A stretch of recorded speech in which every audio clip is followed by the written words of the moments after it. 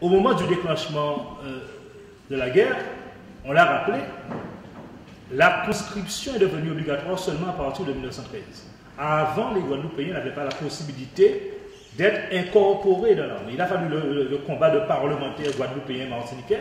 En Guadeloupe, c'est notamment Gratien Candace qui fait en sorte que l'Assemblée nationale donne la possibilité à partir de 1913 aux ressortissants des vieilles colonies, la possibilité donc d'être incorporés dans l'armée française et de participer à l'armée. Donc ce fait-là est important et il relève de quoi? Il signale quoi? Donc c'est la première thématique qu'il me faut aborder, c'est de dire que l'élan patriotique, il est très fort. M. Karam disait que les Guadeloupéens revendiquaient. Bon, j'ai envie de nuancer quand même. Quand je dis que l'élan patriotique était fort, il concernait une catégorie de jeunes. Il concernait surtout la représentation politique et toute la représentation politique. Autrement dit, de droite à gauche, les hommes politiques de l'époque revendiquaient l'assimilation, revendiquaient l'intégration à la nation française, l'intégration à la République française. Et donc ces hommes politiques-là, au niveau de leurs journaux, au niveau de leurs discours, de leurs harangues, effectivement, ont beaucoup défendu la conscription et deuxièmement, la nécessité donc pour les jeunes Guadeloupéens de participer, disons, à l'armée française. Il faut dire que jusqu'alors, ceux qui participaient à l'armée, c'était des gens qui signaient des engagements. Et plus précisément, la majorité de ceux qui avaient participé à la campagne du Mexique ou à la campagne de Chine, c'était des Blancs et c'était des mulâtres. En majorité, les nègres n'étaient pas incorporés dans l'armée française. Donc c'est à partir de 1913 donc, que ça se fait. Donc, c'est pour dire aussi qu'il n'y a pas dans la culture de ce peuple-là une mentalité guerrière. Les Guadeloupéens n'ont jamais fait la guerre. Ils n'ont jamais fait la guerre. Bien sûr, ils se sont battus lors des tentatives d'invasion de la Guadeloupe par les Anglais au XVIIIe siècle. Mais les Guadeloupéens, ce n'est pas un peuple guerrier, ce n'est pas un peuple qui avait une formation militaire. On ne connaissait pas l'armée. D'ailleurs, même au temps de l'esclavage, les militaires guadeloupéens, c'était des mulâtres. C'était des mulâtres. Et l'épopée de 1802, par exemple, le signale très bien. Delgrès et Ignace sont des mulâtres. Ce sont ceux-là qui dirigent la révolution de 1802. Donc les Guadeloupéens sont appelés à participer à l'armée française. Et en 1913, effectivement, donc c'est fait. Le premier contingent est mobilisé. Il est mobilisé avant la déclaration de guerre. C'est la classe de 1912. Elle est mobilisée avant la déclaration de guerre. Donc en 1913, des Guadeloupéens vont partir en masse, incorporés dans le 22e régiment d'infanterie coloniale. À l'époque, les parlementaires guadeloupéens, martiniquais aussi, demandent à ce que les ressortissants de ces pays-là ne soient pas incorporés dans les troupes coloniales. Parce que ça fait un peu trop... C'est pas nous ça, parce que nous avons été à l'école. Ils disaient justement que ceux des pays d'Afrique, notamment, ceux-là n'étaient pas allés à l'école, ceux-là n'avaient pas la même instruction que nous, ceux-là étaient des colonies, mais nous étions en quelque sorte des départements, même si le statut officiel, le statut juridique était une colonie. Donc, ils demandent à ce que les Guadeloupéens et Martiniquais notamment ne soient pas incorporés dans les régiments d'infanterie coloniale, ce que Poincaré refuse. Et donc, nous sommes incorporés en majorité dans le 22e régiment d'infanterie coloniale, dans le 23e, dans le 24e, etc. Qu'est-ce qui se passe? Et c'est là une chose importante, on l'a dit tout à l'heure. Les Guadeloupéens partent. Ils partent, disons, des centaines, la classe de 1912. C'est une hécatombe. C'est une hécatombe.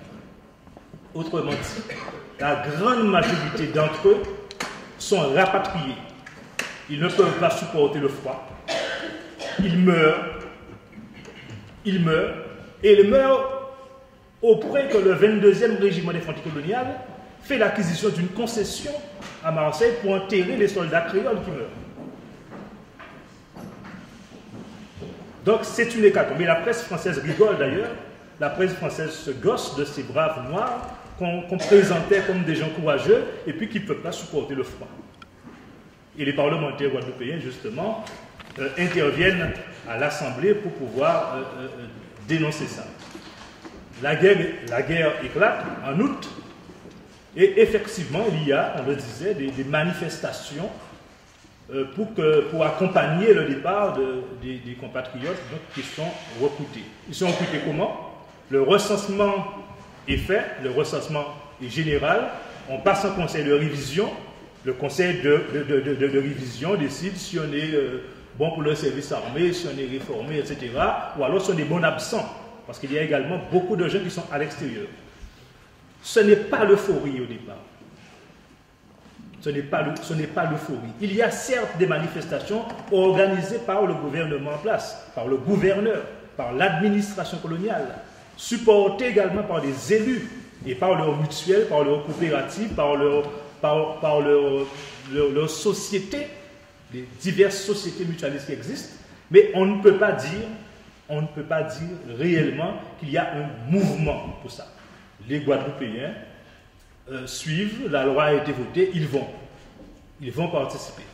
Donc le recensement s'est fait et à partir de ce moment-là, donc les Guadeloupéens sont mobilisés sur le front. Alors les Guadeloupéens sont incorporés dans l'infanterie de la Martinique. Il y a encore en Guadeloupe, mais les Guadeloupéens, disons, sont réellement incorporés en Martinique. Ils quittent la Guadeloupe après avoir été visités, ils vont en Martinique et de la Martinique, ils intègrent un régiment d'infanterie et ils partent pour la France. Ça se fait généralement très rapidement, puisqu'on dit qu'il faut l'instruction militaire au départ doit se faire en France. Donc après 4 jours en Martinique, ils partent. Ça va très très vite. Très très vite. Et c'est là encore où on parle de choc. Le choc est important. À partir de 1915, les départs se succèdent. Parce qu'en France, on sait que la guerre, c'est l'hécatombe, c'est la boucherie. Hein, les premiers mois, c'est où il y a le maximum de morts en France.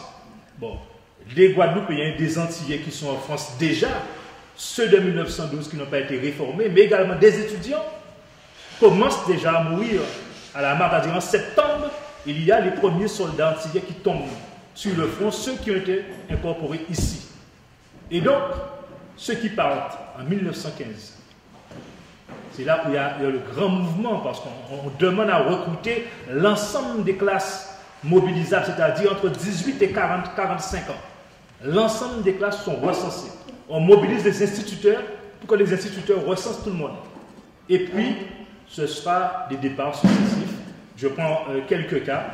Le 1er mai 1915, par le bateau Champagne, il y a 700 soldats guadeloupéens qui partent. Le 11 juin, après, il y en a 150. Le 25 juin, 700. Le 27 juin, il y en a 100. Le 27 juillet, il y en a 400. Le 2 août, il y en a 400, etc., etc. Presque chaque semaine, ou tous les 15 jours, des centaines de Guadeloupéens partent, se battent. Et puis ceux qui partent en 1915, en grand nombre, ils vont se retrouver, disons, sur le front d'Orient, et notamment dans la mémoire des Guadeloupéens, il y a un truc qui revient tout souvent, c'est Dardanelles. Et d'ailleurs, comme trace qui reste dans notre mémoire, ce sont les chants autour de Dardanelles. À Dardanelles, Pani Vaillant Togo, à Dardanelles, Pani Patate Plantée, à Dardanelles, etc. Des chants sur la guerre. Donc, c'est ce qui va aider les Guadeloupéens et les coloniaux en général meurent sur le front, notamment sur le front d'Orient.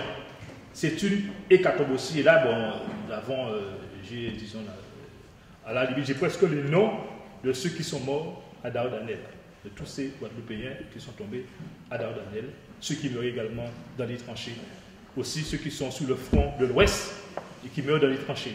Et je veux surtout, disons, qu'on retienne le fait que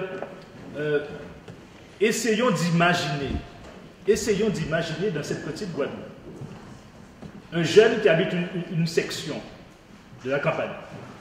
Même habitant à 20 km ou à 15 km de la ville, il n'a jamais mis les pieds à Pointe-à-Pitre.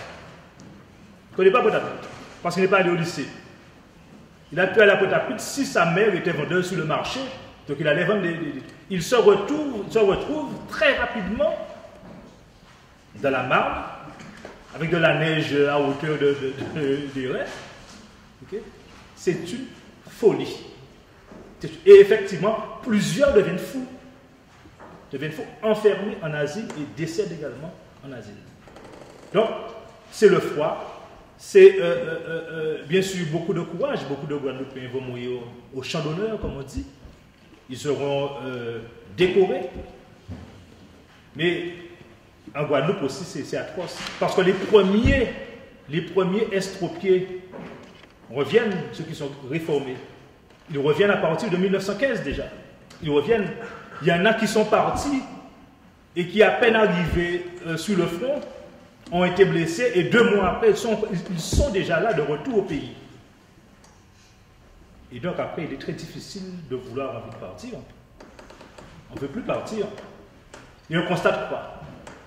Beaucoup de ces Guadeloupéens qui reviennent en convalescence, pour certains devant repartir, ne repartent pas. Ou alors ceux qui, bien longtemps après d'ailleurs, parce qu'il y avait une grosse polémique sur les permissions, ceux qui vont bénéficier de permissions, bon nombre d'entre eux vont refuser de partir et seront condamnés, devront passer devant le tribunal militaire de la Martinique, disons, pour pouvoir payer leur peine. Je voudrais aborder une 3e thématique, celle de la santé. Le recensement a quelque chose d'important, c'est qu'il signale quand même, il montre très bien que les Guadeloupéens sont en très mauvaise santé. En très mauvaise santé. Le recensement et le passage devant le conseil de révision. Nous ne sommes pas en bonne santé. C'est une population malade. C'est une population malnutrie. Et ça explique d'ailleurs aussi pourquoi elle a quelques difficultés à affronter les difficultés de l'hiver. Elle est malnutrie et d'ailleurs il y a, disons, des écrits là-dessus où certains médecins signalent en fait que nous ne sommes pas faits pour ça et qu'ils disent par exemple que le périmètre thoracique des soldats créoles, bien que très bon, n'a pas l'amplitude de celui des Européens. Donc notre périmètre thoracique, disons, est un désavantage pour nous. Au niveau des soldats guadeloupéens, malnutris, faibles, bon, bien courageux quand même, parce que beaucoup arrivent à avoir des médailles. Mais il y a quelque chose qui est assez particulier qui est signalé, c'est que de toutes les colonies, les Guadeloupéens sont les plus indisciplinés.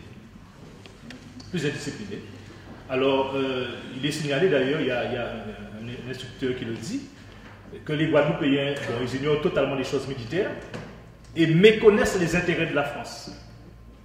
Ils privilégiaient d'abord leur intérêt particulier plutôt que ceux de la patrie. Ils n'avaient aucun désir de servir sous les drapeaux et qu'ils y apportaient une mollesse et une force d'inertie presque complète. La lecture du code de justice ne les émouvait pas. Ils partaient en permission le samedi, revenaient le lundi, le mardi, le mercredi. Ce n'est que le jeudi que l'effectif était complet. Et ça c'est, j'allais dire, ça c'est nous.